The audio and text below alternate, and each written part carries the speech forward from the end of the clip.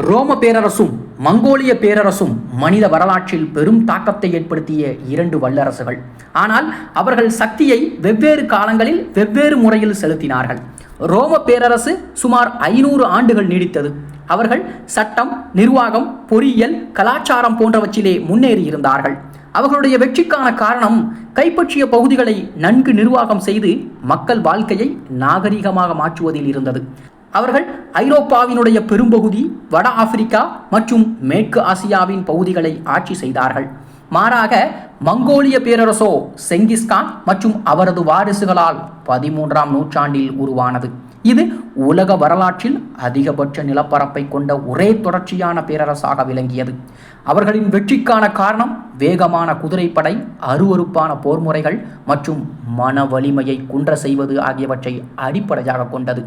மிகச்சில வருடங்களிலேயே சீனாவிலிருந்து கிழக்கு ஐரோப்பா வரை அவர்கள் பறந்து விரிந்தார்கள். ஆக ரோமர்கள் பலகாலம் நிலைத்த அரசமைப்பை கட்டியவர்கள். ஆனால் மங்கோலியர்கள் சிரமமின்றி பல பேரரசுகளை வீழ்த்திய போரின் நிபுணர்கள். போர் சக்தி, வேகமான விரிவாக்கம் ஆகியவற்றில் மங்கோலியர்கள் வலிமையானவர்கள். ஆனால் நிர்வாகம், கலாச்சார தாக்கம் மற்றும் நீடித்த பாரம்பரியம் ஆகியவற்றில் ரோமர்கள் மேலோங்கியவர்கள்.